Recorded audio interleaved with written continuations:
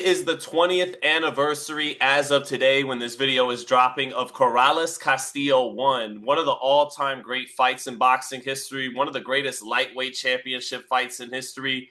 And Brendan, I watched this fight live as it happened, and at the time, a lot of people felt like this was the greatest fight in boxing history after it Jim happened Gray said that. Jim Gray. He stated that it was the best fight he ever seen. in the post-fight, right? Yeah, yeah. So yeah, and Jim Gray seen a lot of boxing, and so yeah, this was an amazing fight. I remember watching it like it was yesterday. So before we get into some notes, Brendan, I remember picking up my grandma from the airport. It was McCarran Airport out here in Vegas, Okay. and we're headed on the way home, and I see on the Mandalay Bay the ad for Corrales and Castillo, and I go like, oh shit.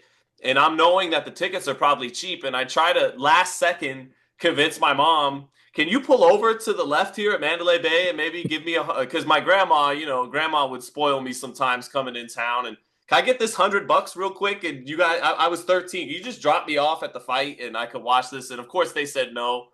We had dinner at TGIF, and I remember saying, we got to hurry this dinner up because I have to get in home in time to watch this fight on Showtime.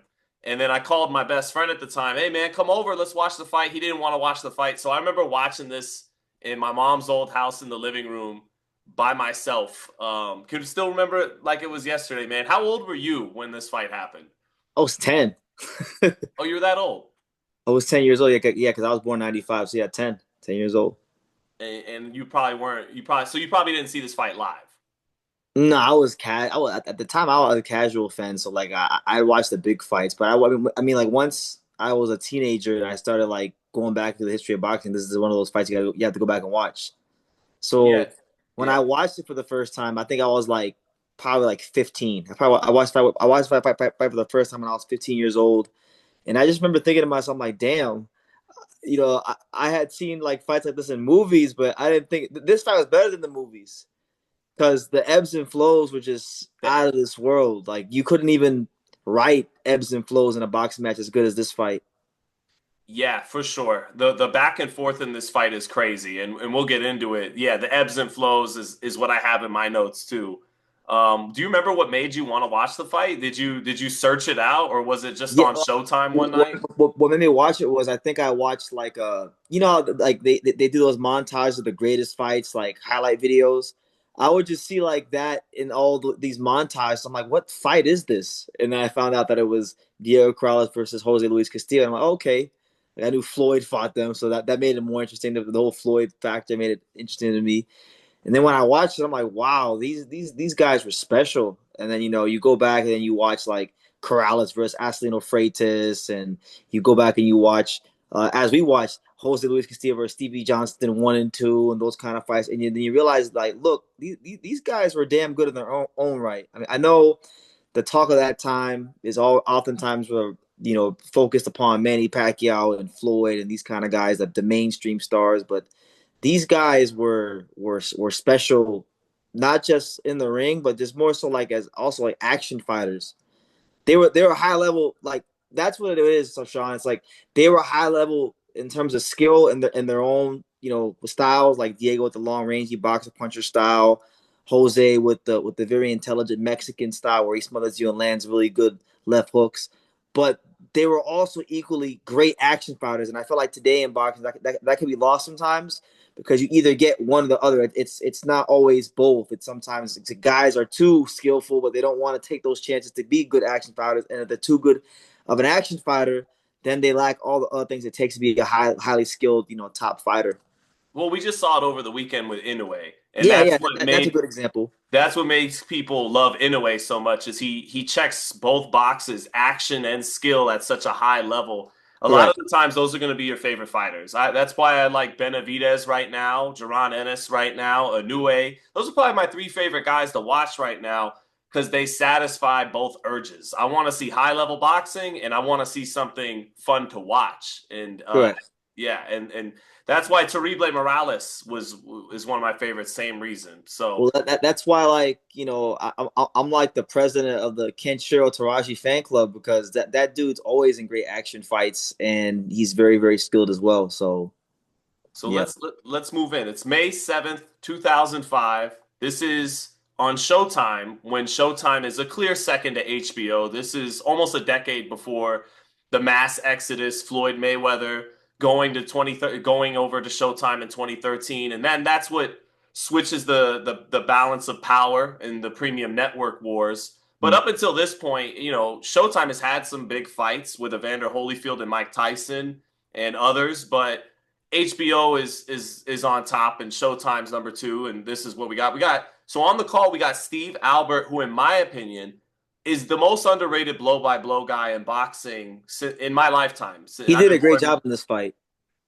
Underrated. I mean, he's the brother of Marv Albert, who is a Hall of Fame broadcaster, an amazing announcer. But Steve, to me, was underrated, man. He did his job at a high level. He didn't do too much, and his voice provided excitement. We got Al Bernstein, who is fantastic and is great on this call, great X's and O's and insight before, during the fight. And then Steve Farhood as our Harold Letterman. Farhood, just a really, really good trio of guys who know what they're looking at, and they did great on this broadcast. And they had some quotables. I wrote a couple of them down. Like I can't remember if it was Albert Bernstein or Steve Albert, but one of them said that they said Diego Corrales. So that he said he being Diego Corrales, he's working for the history of the sport, which I thought was an appropriate quote because I feel like Diego did a great job in laboring for the sport with love and ferocity.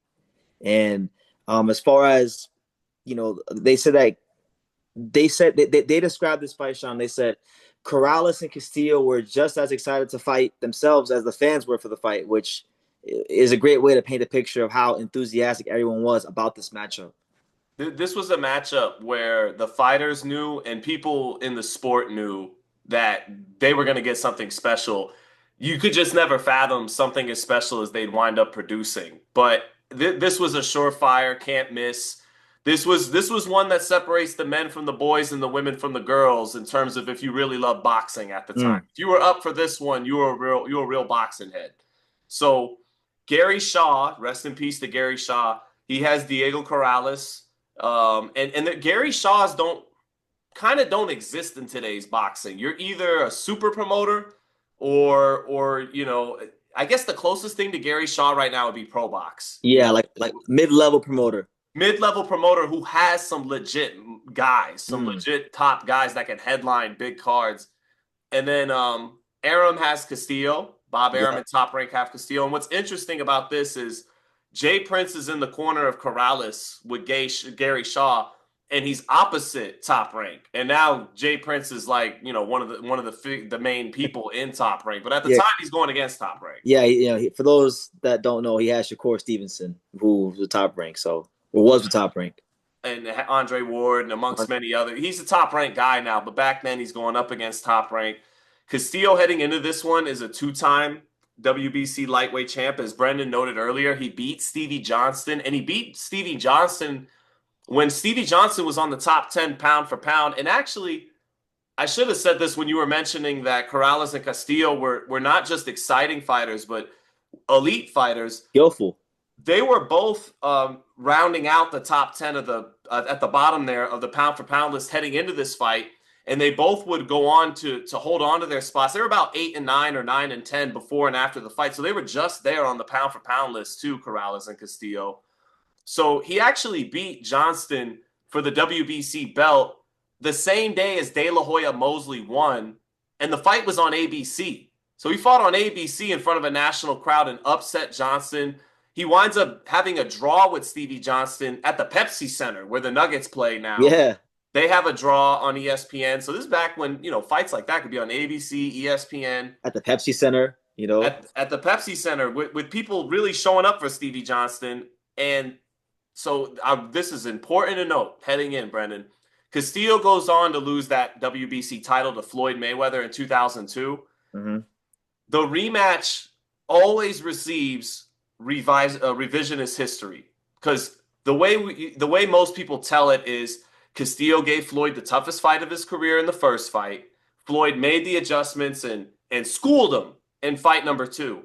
No. A lot of people forget that Jose Luis Castillo won more rounds on the judges' scorecards in the second fight than fight number one. He won 5 rounds. It was 7-5 on all three cards. One judge had it 116, 113, so he must have had an even round in there. But basically, it's a 7-5 fight, the rematch. So Jose Luis Castillo, without question, is the toughest opponent of Floyd Mayweather's career. And Some people would say Marcos Maidana. That first fight was very close, but it wasn't controversial like the first Castillo fight. And then well, the they rematch, always flash the combi box picture of the punches landed for the first fight, and that's what everybody runs with. But that's an underrated fact about how he won more rounds the second fight, and it paints a great picture of the caliber of fighter Jose Luis Castillo is.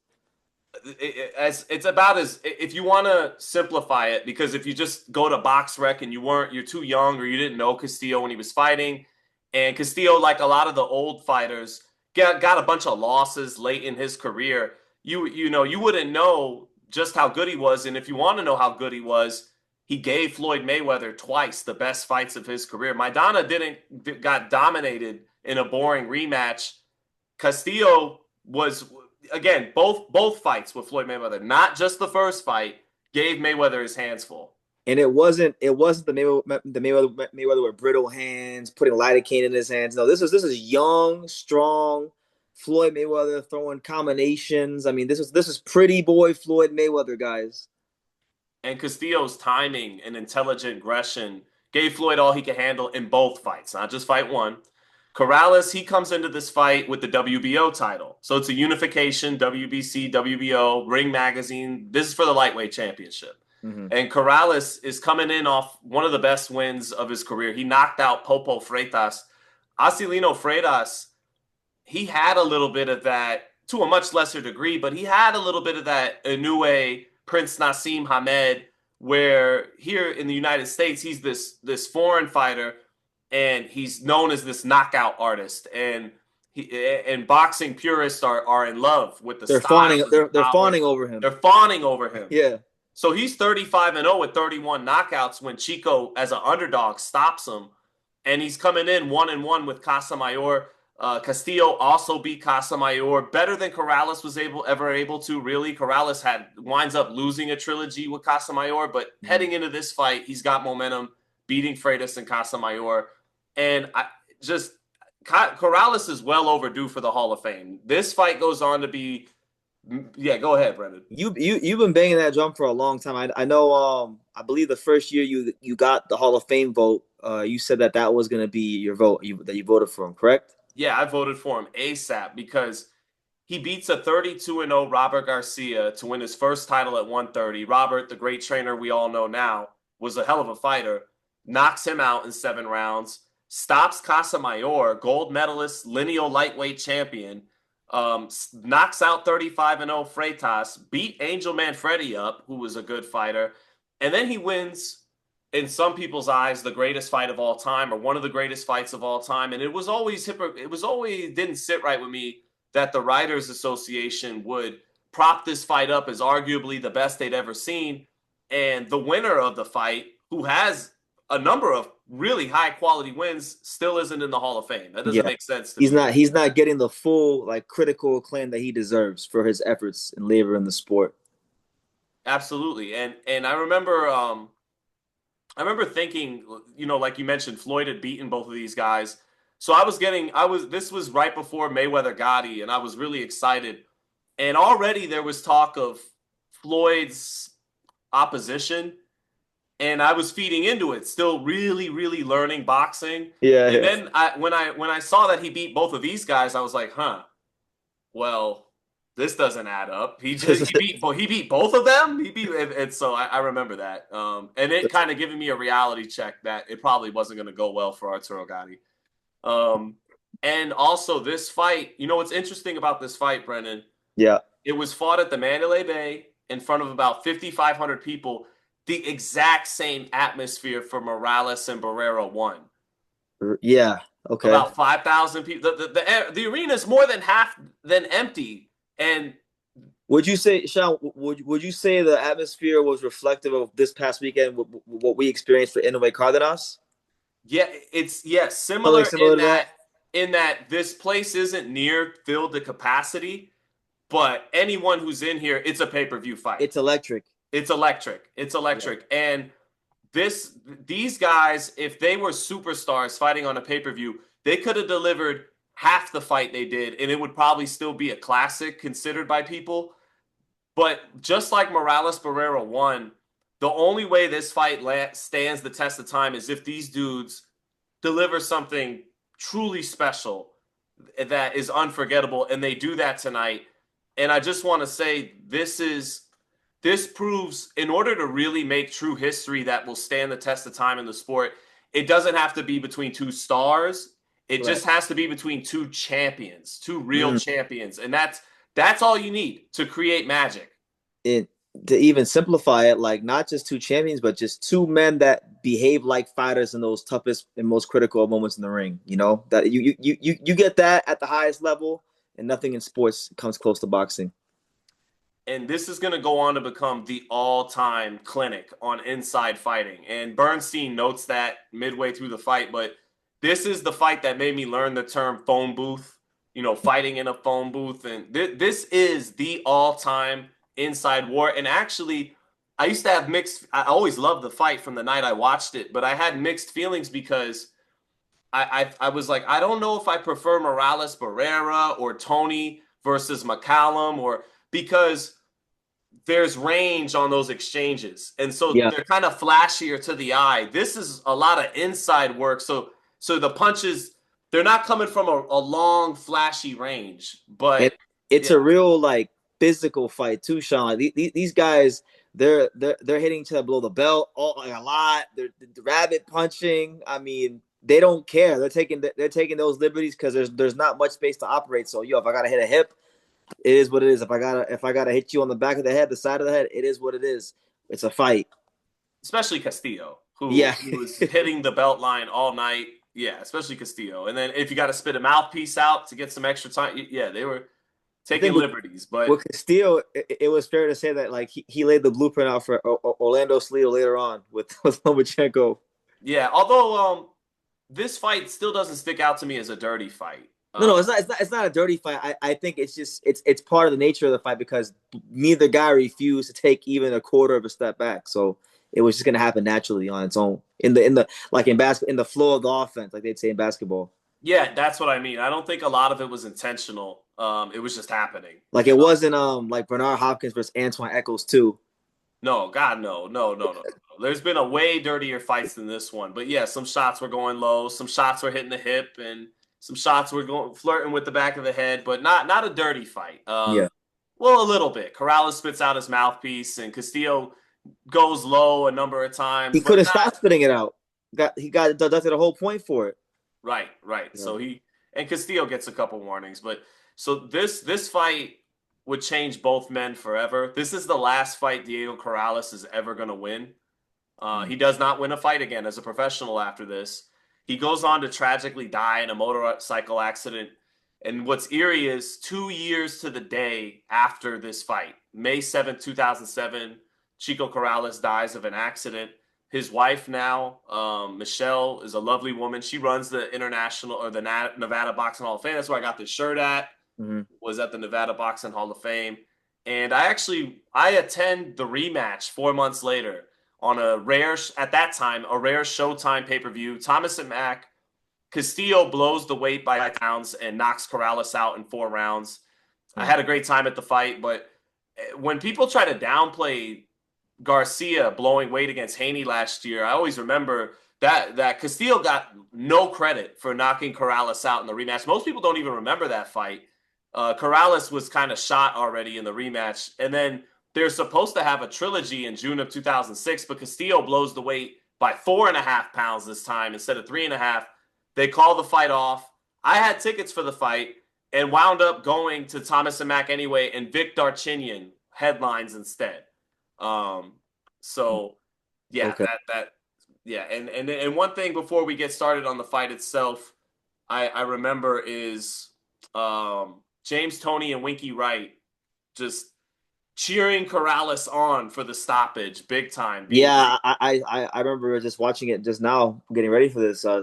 When they showed James Toney in the ringside. So They were up for it. They wanted to see the guy pull it off.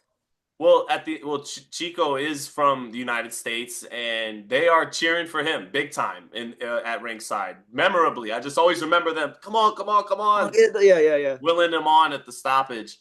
And I gotta say, past the year 2000, this is a Mount Rushmore fight for sure. Whether it's the Ooh. best one is it, we'll see, but I would say the Mount Rushmore is this fight, Morales Barrera 1, Fury Wilder 3, and Pacquiao Marquez 4.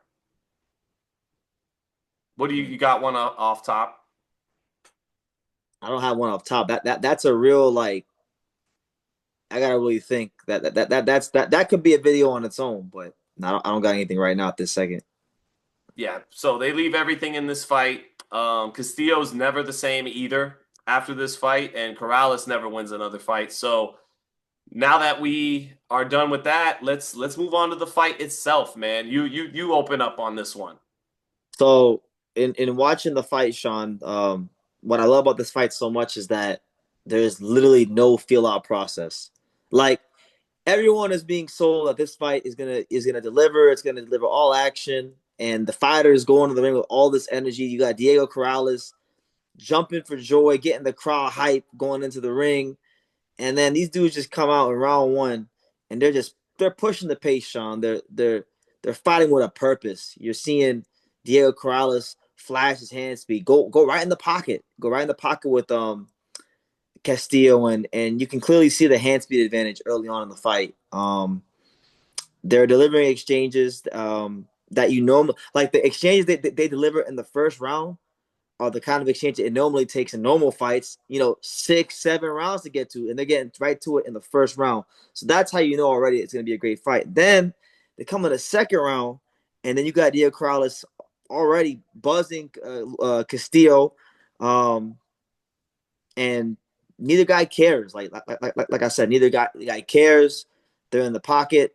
Punches are landing wherever the punches have to land because neither guy refuses to take a step back. And you can tell in the first 2 rounds that you're gonna be in for something special. You don't know when someone's gonna get hurt or knocked out, but you just know that whatever is happening, about to happen, you're gonna enjoy the hell out of it, and you're never gonna forget. Well, Corrales actually comes out in round one with his jab a little bit. He does jab to start, and about halfway through, they're already on the inside. Mm-hmm. And so from the outset, Corrales punches a little harder. They're both punchers, but Corrales punches a little harder. He's a little bit more explosive. You Yep. mentioned he's got a little bit of the hand speed advantage, although Castillo's not slow and he has exquisite timing. Corrales punches a little harder, but Castillo takes a little bit better punch. And so that kind of offsets each other. And right away, Al Bernstein is questioning Corrales' tactics. Like, why Yeah. is he not Yeah. using his jab? Why is he Giving up his size. Yeah. right? But that's deceptive because that's kind of like Fundora these days. Fundora actually likes to wing an uppercut on the inside. Corrales is a tall guy that doesn't really like to fight tall. He's a puncher. Or like your boy Dave Benavidez to a degree. Yes, very much so. Very much. Although David uses the jab a little bit more than Corrales, but and maybe has a little bit better reflexes, but he's not the puncher at 75 that Corrales is at 35. No. Corrales it gets really awesome wiry leverage power on his shots and is really good on the inside. And that's why he wants to fight on the inside, even though it looks like it's to his detriment against Castillo, who's amazing on the inside and got the frame that you would think is better. But Corrales believes in his power, and his best punches are delivered in close anyways. So it's a little deceptive that Corrales is making a tactical error, and to because if he winds up losing this fight, you'll say on Sunday morning like, why didn't he use his height? Why didn't he use his jab? But if Floyd Mayweather could barely outbox Jose Luis Castillo, how do you think it's going to go for Diego Corrales if he just tries to outbox Castillo? Correct. And he also kind of like in a sense like being in the pocket fighting him like that. It's actually a form of defense. Like your offense, you have to become in this particular matchup. You have to become the offensive defensive fighter to protect yourself from the like you said, the timing of Castillo and the ferocity of Castillo, and also use that to exploit your hand speed advantage. People get it twisted. They think like, oh, well, if a guy has a hand speed advantage, it's just for the outside or mid range because aesthetically it looks better. But no, you could exploit hand speed right there in the pocket. It's all about keeping your defense tight, and he did a great job of that in this fight. I mean, that's what Ray Ford did last year to win the With, fight of with, the year with against Komatov. Komatov. Yeah, Yeah, he had the hand speed advantage, but it wasn't working on the outside. He had to get in his chest to explode with that hand speed on the inside, and that's what changed the fight around for him. yeah, made Komatov really uncomfortable. So by round two, the phone booth is on, and they don't wind up coming out of it until the first minute of the fifth round. And in the fifth round, Corrales uses his jab, and so does Castillo, by the way, has a really good jab. But by round two, it's an inside war. And Castillo's right uppercut is landing a lot. Castillo's right uppercut is money. And Joe tells Chico in the corner he's landing that right uppercut when you reach for the left hook to the body. Uh-huh. So Joe's right in there giving good instructions. Um, so now we move on to the third, and Castillo is finishing the third round strong, and now the crowd's into it, and this fight had a beautiful, even though like you said from round one the fight is on, it still builds from that point. Every couple of rounds it goes to another level. That's why it's special because you watching it live or just even if you haven't watched the fight for a while, like me, you think like, dang, okay, like this is as good as it's gonna get, and it's like no, it's only beginning, and they go another level, and there's always these constant adjustments that are being made on the inside, even though it looks like they might just be winging punches. Doing the No, same thing over and over again, but they're not. yeah, no, Castillo early in the fight is landing his right uppercut. Then he starts to really be money with the left hook to the body. Corrales is headhunting more and having success with it. But Castillo, he goes from the right uppercut to the left hook to the body. And then later on in the fight, the last couple rounds before the stoppage happens, he's nailing Corrales on the inside with right hands. Because to your point, the adjustments, Corrales is worried about the left hook up top. And correct. Castillo has to mix it up. He's throwing a left hook to the body. He's landing the right uppercut. And then he's starting to time Corrales. Corrales is landing these combinations, but Castillo's still timing him in between punches with the right hand later on in the fight as it goes on. And then Corrales in the first and fifth round, he used the jab a little bit. That's an adjustment. But for the most part, he's just having great punch selection in the phone booth and letting that explosiveness work for him. And it took Jose, I think, about 3 rounds to get used to Diego's hand speed before he really started to find his like full footing in the fight. Um, but once he found it, man, he really started to time him, and it made things problematic for Diego. So now into the fifth, Castillo's got that cut right above his left eye, I believe it is. And they use their jabs to start the fifth. And Castillo actually fights well with his jab against Corrales early. But then they both say, all right, enough of that. And Castillo even counters over the top of the jab with the right hand early in the fifth. But then they go back to war on the inside. Al Bernstein is giving Tony Weeks credit. And it's funny, I see Tony Weeks at my local gym now when I go work out. And I Oh always get yeah, a fight when I see him. Yeah. And Bernstein is noting that Weeks is letting them fight on the inside. It's funny. They fight on the inside so much, and there's almost no clinches. there's no clinches.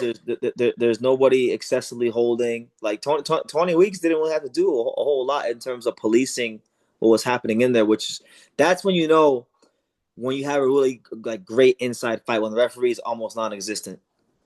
Yeah, it's actually amazing how often they fought in close in this fight, and I almost don't even remember a clinch. It was maybe one or two or three.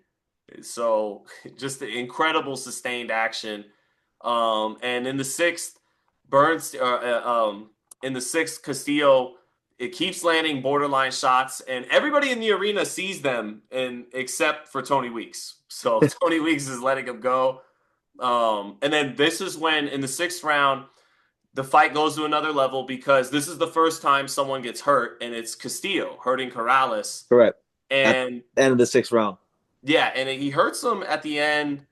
with a combination. And now to match Castillo's cut over his eyes, Corrales' eye is starting to close a little bit, the left eye. And that's when Bernstein in the last 40 goes, okay, this is now officially a clinic on fighting on the inside. And Albert, by round 8, says it's Hagler Hearns, but sustained. So but that's skipping ahead to the 8th. And after the 6th, though, Goosen tells Chico, like, okay, here's where we buckle down. It's all balls. This is where Oh we boy, buckle down. And Corrales tells him he wasn't hurt. But, Goosen is like, yeah, I hear you. We got to buckle the fuck down because shit just got real. Someone for the first time after this war of attrition has buckled, and it's Corrales at the end of the 6th. yeah, somebody looks like they're on the wrong side of the exchanges. It's not quite even now, so you got to make the adjustment to get it back even or pull yourself ahead. So Corrales does use his feet a little bit in the 7th, but Castillo's on top of him. He's not going to be able to just outbox him. Back to the inside. And Corrales has a really good first half. The leverage on his combos are beautiful. Castillo is investing to the body more, though. So Corrales is having a great 7th round, and he badly buckles Castillo. And I didn't even remember Castillo being hurt this bad, but at the last 10 seconds, he checks him with a hook, and Castillo's buckled bad. He's lucky he's at the end of the round. That fight's putting like 99.9% of fighters out. The fact that Castillo did not even touch the canvas and it wasn't a knockdown or even close to a knockdown, like to me, that's like one of the best, like subtle displays of durability. Maybe not subtle, but it's like pretty obvious. Like it's one of the best displays of durability I've ever seen. Because there's no way in hell you should stand up from that punch. Well, Castillo, up until this point in his career, 49 fights, has never been down. Yeah, so he's tried and true, proven durable fighter.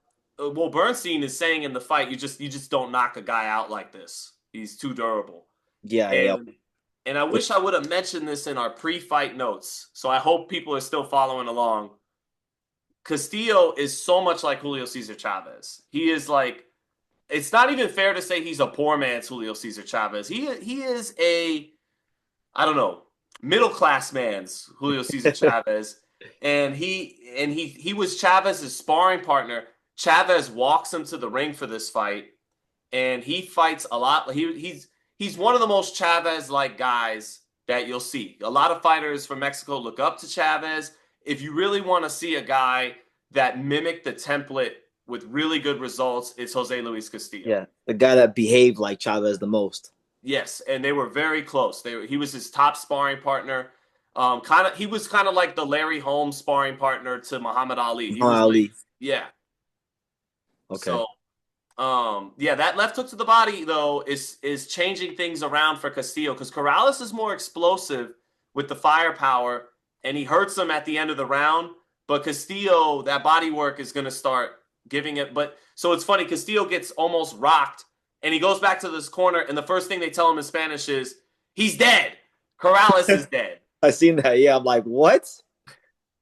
These are two of the most savage corners ever. These guys come back round after round, decaying, and the corner's just not having it. There's no sympathy. There's no mercy. There's no let off the gas.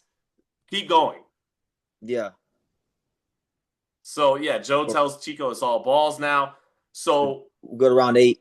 So Corrales thinks he's got the fight going his way now. He jumps on Castillo to start the 8th after hurting him in the 7th, and he's having a hell of a round. He's busting Castillo up. Castillo gets warned for a low blow, and you could just see it. Corrales is a little bit bigger, and he thinks he's starting to break down Castillo now with his power. He's starting to outmuscle him. But then what happens, Castillo? Or what happens, Brendan, at the end of the round? Castillo knocks Diego's mouthpiece out in the 8th round, and then he got wobbled up by Diego while he was hurt.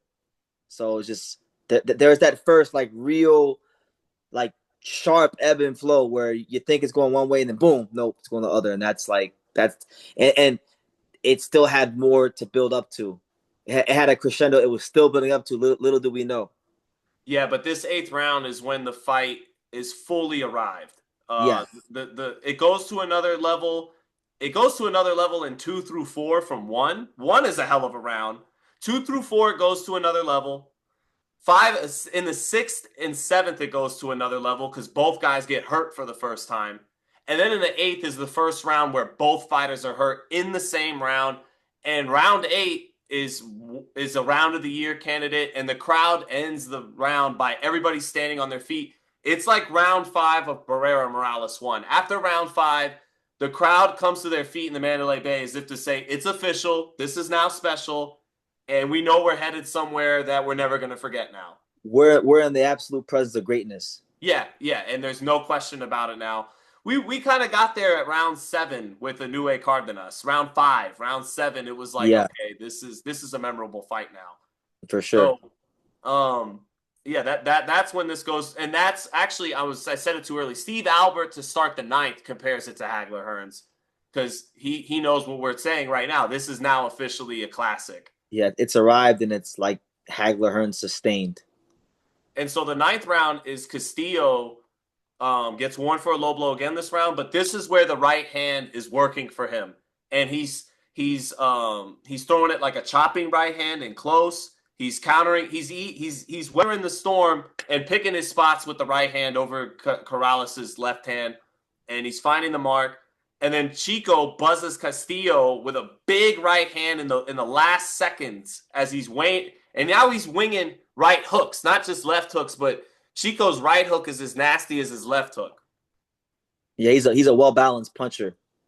His leverage is crazy on his shots. And then Castillo busts Corrales up, and by the end of the round, it looks like it's Corrales now wilting, and his eye is completely shut going back to the corner. And now we're gonna get ready for the 10th round, man. A classic 10th round, one of the best rounds in boxing history. And I remember watching this fight live and feeling like it was never gonna end, and I never wanted it to end. And it felt like it felt like nothing was gonna give at the same time. Like it was so back and forth. I genuinely had no idea who was gonna wilt first. You couldn't envision a conclusion at that point. No, Yeah. and then the 10th happens. Corrales is trying to use his jab a little bit, but then he drops his hands, leans in a little bit too much, eats a left hook, down he goes. Yeah, textbook left hook from Castillo. It's real short. Beautiful left hook. Beautiful left hook. The hook he's really been throwing to the body, he throws it to the head this time. The style he threw it in. Yeah, just brings it up a little bit, changes the placement. Beautiful shot. And Corrales spits his mouthpiece out, gets extra time. And then he gets up from the knockdown, and Castillo hurts him again with the hook, and then he comes with the famous Mexican 4-3. Right uppercut, left hook. Mexicans are great at flowing from that shot into the next. It could be the 3-4 or the 4-3. The 4-3, yep. And and American fighters throw it too, but Mexicans they love that 2-punch combination. Canelo has made a killing off the 4-3. Yeah, Canelo, a lot of guys, pretty much like even the Mexican Americans. Like if you're Mexican American or Mexican, that I feel like that combination is just instilled in you from the beginning of when you start boxing. Benavidez throws it these days. Yeah, Benavidez throws it these days. Angel Leo's had a couple of knockouts like that. Bam, I mean Bam didn't throw the classic 4-3, but Bam kind of like southpaw with the angles. He does that as well. So Corrales spits the mouthpiece out again, gets a point taken away. So it's a 10-6 round. He needs a knockout now. Like 10-6. Like how many 10-6 rounds do you see? Period. And then that's when Joe Goosen says maybe the all-time famous in the corner quote. Go ahead, Red. He said, "You gotta fucking get inside him now." No, he says you better fucking get inside on him now. Okay. That's what he said. You better okay. Other trainers hold would be the first word out of other trainers' mouth. Hold. Yeah. No, he's like tie him up. Joe says, "You better fuck." Now is the time. Like now, like yo, whatever dog you have in you, let it the fuck out. Like get to it right now, please. And so I remember watching it live at 13, and when Corrales starts to wing shots, there's this feeling immediately as it's happening that oh shit, like he might do this. It was so weird. It's so impractical, right? Like it's never happened since. And I swear to God, despite him being down twice and the fight looking over, there was something so special in the air at that point that when Corrales starts to wing the right hooks and the left hooks, that you're something in me was like, he's gonna do this. It's like He's with gonna do each this. with each punch that he was throwing in that moment in time, it's like your conviction that we're gonna get this conclusion is happening to you right now. You're like, is this really happening? It is happening. And it's kind of like when Rocky would throw these hooks at the like these victorious, triumphant.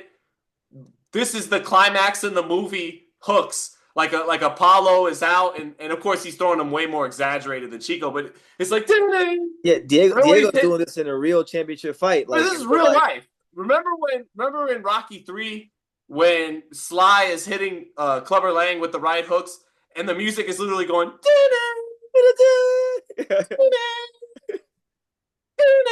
Yeah, yeah. ding, and he goes down. That's what it feels like when Chico is winging the hooks, like and then and James Toney and Winky Wright are going insane, and then you see he hurts him with a right hand, and then he's punching with Castillo. Then he turns him onto the ropes, and he's letting go of vicious winging hooks, and then the eyes go in the back of Castillo's head, and it gets waved off. And you would think, how could you wave this off? This dude hasn't even touched the canvas, and you let Corrales get up twice. And so Yeah. some people thought it was a bad stoppage, but Castillo never protests it, and the eyes are going in the back of his head as it happens. He didn't. I mean, yeah, he didn't like overly protest it, but in the post fight interview, he did bring light to it. The fact that he thought that was unfair, but he ran it back. He didn't make a big deal about it, and they got on with it. That is right. You're right. He did mention it in the post fight, but he was out of it in the corner thereafter. It looked like he didn't know where he was out of it, a little woozy for a couple minutes. Then by the time he gets interviewed by Jim Gray, yeah, he of course he says that. But I remember being emotional as Corrales, who had his kids tattooed all over him, and it's funny. It was like he gave, the good die young kind of thing. It was like something about it, as sad as it is, as tragic as it is, it made sense that he died 2 years later on the same day. Um, there was something poetic, as sad as it was, something poetic about that, because it was just such a special performance that there was what else could he give to this earth? He had left his entire soul in the ring that night. Every And, fiber of his being. and I remember when he started saying, "This is for my kids. This is for my kids," and he's got his kids tattooed all over them. I'll never forget that. I remember it like it was yesterday. Yeah, And having children now, it hits that much more. probably hits a lot different. It does. It's a beautiful moment in boxing, and it's a moment that we just don't really get in today's sport. And Corrales, who was a beautiful man, I had pictures with Corrales from when I was younger as a fight fan. He was at the time, he was the most gracious champion in boxing with the fans. Back when I asked for autographs and he was such a sweet So man. he was like like how Rafael Espinoza is now, Yes, just yes, like that. Like yes, every picture, absolutely. every autograph, he's gonna do it. And just a bona fide, really tall warrior in the ring. Yeah, And despite some outside the ring stuff that was documented with his wife Michelle that wasn't good by T Diego earlier in his career, she loves him to this day, and you could still see the love well up in her eyes if you bring him up. So yeah, I guess it sucks that we got to bring that up in this retrospective, but I only bring it up to say he seemingly atoned for it because she still loves him and misses him to this day, and it's very just genuine. I mean, she runs the Nevada Boxing Hall of Fame as a tribute to Diego, if nothing else. So, and what's funny is Diego goes over to Castillo after the fight and says, "This is Mexican pride. I gotta holler at him." yeah, Diego yeah, doesn't speak Spanish, but I think he was Cuban and Mexican. I believe Diego Corrales I'm from Sacramento. yeah. I'm not entirely sure. I just know he's Hispanic. And it's just funny, Gary Shaw saying, "Just lean on me. Just lean on me. Don't try to stand on your own. Just rest on me." And the promoter got his back. Um, and yeah, that was something else. I want to ask you now that we'll go ahead. Your takeaways from. Well, I just wanted to give a brief comment on round 10 because I feel like when you become when people are drawn to boxing because these fighters all these fighters that we're fans of, we connect with them on some way, in some way, like beyond boxing. Like we're looking for a part of ourselves sometimes in these fighters. We want to see these guys go above and beyond the call of duty because it gives us inspiration. It gives us something to hold on to and gravitate towards. And when I think about round 10 of this fight, I feel like it was everything great about boxing, and it was also equally everything true about life itself. You can go through hell and go through your trials and tribulations, but you can find joy and solace if you have the will to not fall when times get tough. And Diego, like, he didn't just show us what it meant to be a warrior, but he showed me, like, watching this, he showed me what it meant to be a man, like to be a human. And I loved what the 10th round of this fight represented, because like you get knocked down twice, you spit out your mouthpiece, you get a point deducted, and then it's so easy to just quit. And he found a way to not quit, but actually thrive and produce something great. Like, he probably found parts of himself in that moment that he didn't even know were there. This is deeper than money. Yeah, This is it's this. it's like when we were in New York, Sean, for the Lamont Remote tank presser. I remember I interviewed OG Leon Muhammad, and he got all pissy with me because he was like, "Legacy don't pay bills." Legacy. We always hear that saying, right? Um, but this sport is so much deeper than money. I mean, money is great. We need it to live. We need to survive. But this fight, this moment. I mean, we're here. We're talking about this fight years and years later, because it was so just beyond boxing, and it touches a part of our soul that oftentimes doesn't get touched by anything in sports or in life. So yeah, it's deeper than boxing. I mean, as we're recording this, we're getting close to midnight on a night where me and Brendan have to leave at 5, 6 in the morning to make it to Los Angeles to cover the Charlo Plant doubleheader presser out in Yeah, LA. And normally I'd say, it's late. I got to get some sleep early tomorrow. This probably won't even get that many views, but it's such an important fight to the sport, to me, that there was no way I was going to let May 7th pass and we didn't have a 20th anniversary retrospective of this fight. and I think it's equally important because sometimes with us being so involved in the boxing media and whatnot, we've been around the sport for a long time. We sometimes forget that there's a lot of people out there that are just now becoming boxing fans, Yeah, right? yeah, And when you become when you become a boxing fan, you want information, you want to learn about the sport.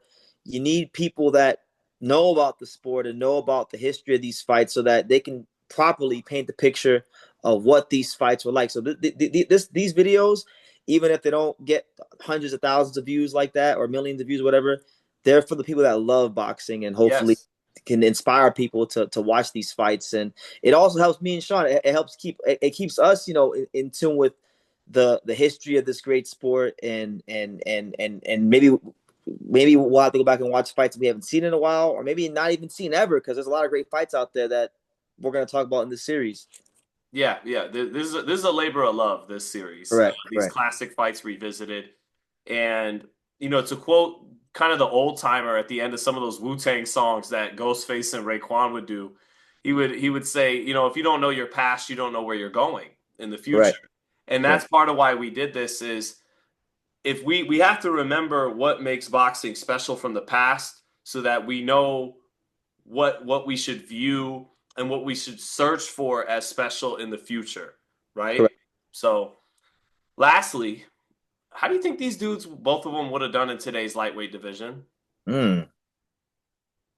I would have loved to have seen both of them in the lightweight division these days, because I feel like, with all due respect to them, with Shakur and Devin and these guys, these guys have very negative styles at times, and I think these guys would have put those guys, in an actual, like, proper fight, and we have to see something special from those guys. I really think that Diego Corrales would have been a matchup nightmare for a lot of these guys, with his combination of size, reach, tenacity, punching power, Great and power. speed. Oh my God! I mean, I think a couple of these dudes would have the worst night of their life against Diego Corrales. I think so. What for their talent and their skill can definitely compete. Maybe find a way to beat Corrales and Castillo. Maybe because they're very skilled too. But the big difference between these two and the fighters today in the lightweight division is they're grown ass men, Mm, and they have a level of grit in that ring that these youngsters either haven't had to show or may not necessarily possess to the level. I don't know. Even Keyshawn Davis has all the talent and the skill in the world to potentially beat Castillo or Corrales if they were operating in their prime. But can he stomach getting dragged to the depths of hell that these two will take you to is yeah. another matter. And same for Tank and same for Shakur, you know. And like, with someone like Castillo, who just had an uncanny ability to time his opponents, do these guys get discouraged and put their hands in their pocket when he starts to get their timing down? If you think about the guys like Devin or even like Shakur, these are guys that are really good at range. They used to be in control of the fight. But if a guy starts countering you and he's not going anywhere and he's placing these shots very, very intelligently and very educated, what are you going to get discouraged and put your hands in your own pocket? I mean, the guy literally won 5 rounds. Like, he was fighting tooth and nail with Pretty Boy Floyd Mayweather. So, Twice. huh? Twice. 24 rounds, and he won at least 10 of them, At least if 10 not rounds. 11, So 12, 13, depending on how you saw it. Yeah. I think Castillo could find 7 against Devin or Shakur. I don't think that'd be a problem for him. He definitely beats Haney, I think. Yeah, yeah. Um, and Tank would be, if Tank can't knock either one of them out, he gets worked over. Yeah, because we saw in the Lamar Roach fight that the work rate is not, where it needs to be to beat those kind of guys. I think the fight, like when I think about, like, if I'm thinking about these two fighters against the current crop, the most interesting matchup for me, I would have loved to have seen Jose Luis Castillo against Teofimo Lopez. Ooh, I think that would have been a ooh. great matchup That would have been a great matchup. because you would have had Tio with his athleticism and leaping in, and then you had the timing of Castillo, and what I think their styles would mesh very well. I think actually if Tank can't knock Corrales out, he ain't knocking Castillo out. If Corrales could be dropped, if he does not knocking Corrales out, he doesn't beat either one. I Mm-hmm. think the only guy, I think the toughest fight for both of them in the division right now would have been Keyshawn. Eshawn Davis. Yeah, Uh, I think Shakur and Jose would actually have a decent chance to be a good fight, only I because think Castillo beats him. If Castillo came this close to beating Mayweather, no, I know. he I think beats Castillo would. Stevenson. I think Castillo would beat Shakur, but I know that Shakur does like to fight in the pocket at Yeah, times. So I think if I don't think he'd try it against Castillo, but we don't know. Maybe we'll get some insight into how Shakur would have fought against a guy like Castillo when he fights Zepeda. Williams Peta, who's not anywhere close as good as Castillo, but it's kind of the same tendencies. I like to come in He's the pocket. busier than Castillo, Mm-hmm. but Castillo wasn't as easy to hit as he seems. No, he Like, was yeah. subtly defensively responsible. Hmm. Um, the guy had great durability. I mean, And so timing, and timing. So he wasn't like people. technique. People, I call them boxing snobs, Sean. Like, there's been this new generation of boxing fans post Mayweather that, like, anytime somebody's exciting and isn't boxing from range, they're like, oh, he's just flat-footed and has no defense. And there's just so much nuance and there's so many dimensions that come with infighting, and Jose Luis Castillo had pretty much all of it.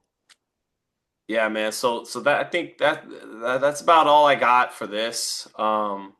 And oh yeah, last one too. Is this fight overrated, underrated, or properly rated? You could argue it's overrated because people at the time were saying it's the greatest fight ever. I Uh, I, I think that's it's underrated. I think it's properly rated. What'd you say? I think it's actually slightly underrated. Why is that? I just feel like, when I hear discussions of the greatest fights of all time, I hear Hagler Hearns, I hear, Morales Barrera. It's just not it's one of those fights that I don't hear in the conversations enough. And if I do hear it, it's always the fourth or fifth thing I hear. It's never like the second or third. And I feel like it should be a little higher. I think it's arguably the greatest ending to a fight in boxing history. That's what I'm saying. Like Yeah.